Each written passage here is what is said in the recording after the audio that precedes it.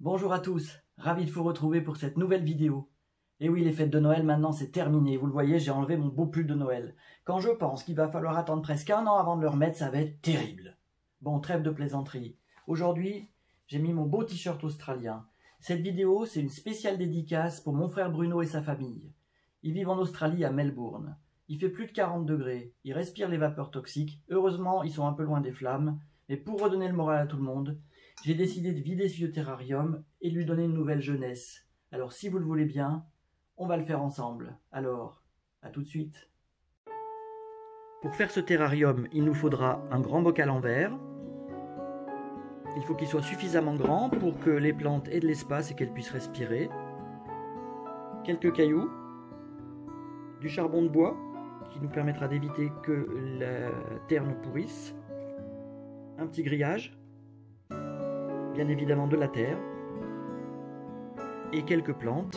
Il faut bien sûr prendre des plantes qui soient adaptées pour ce type de terrarium, car nous allons faire ici un terrarium clos. Pour terminer, quelques éléments décoratifs qui nous permettront de fermer le bocal. Il nous manque quand même un élément essentiel, c'est de la mousse. Alors si vous le voulez bien, le temps que je mette mon pull, peut-être de Noël, on se retrouve dans le jardin, on va essayer d'en trouver. Alors c'est difficile de trouver de la mousse en ce moment parce que c'est gelé absolument partout. Là j'ai quand même trouvé un petit coin où j'ai des très belles mousses qui vont bien se plaire dans ce terrarium.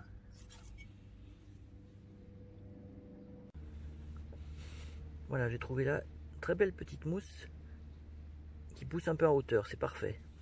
L'avantage quand on a un grand jardin, c'est qu'il y a toujours des coins où on peut trouver de la mousse. Par exemple là, le long de l'allée, et ces mousses sont pas mal. Ça c'est des mousses boules. Voilà, il faut faire ça comme de la chirurgie.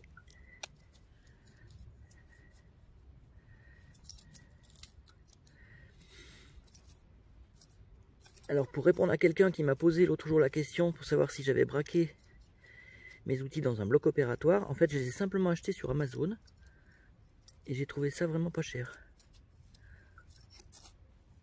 Et voilà, un petit peu de mousse que l'on va pouvoir mettre avec les autres.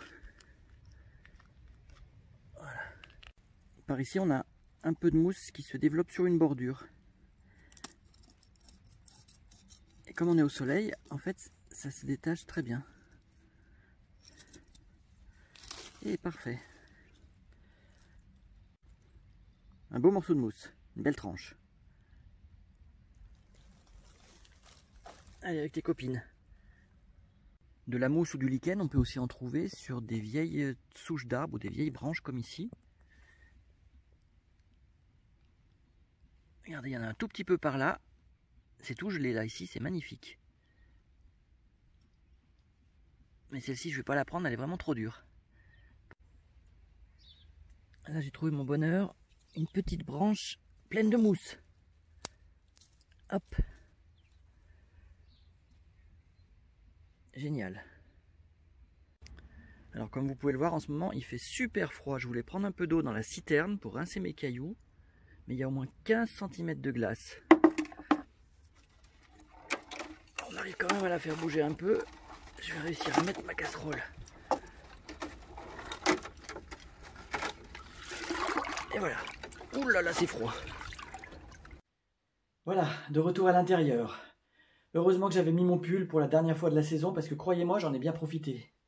On a récupéré l'élément qui nous manquait, alors si vous le voulez bien, on attaque tout de suite la conception du terrarium. On commence par mettre les cailloux au fond du bocal.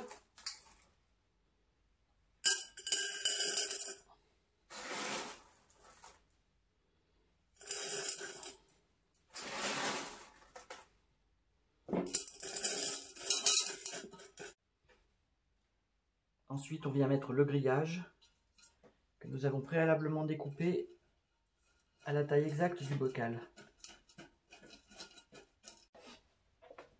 Ensuite, on vient placer un petit peu de charbon. Là, c'est du charbon de bois. On peut utiliser du charbon activé. L'objectif, c'est d'éviter qu'il y ait des phénomènes de pourrissement. Comme nous faisons un bocal fermé. Voilà, il n'y a pas besoin d'en mettre énormément. C'est juste pour un processus chimique que ça évite de pourrir.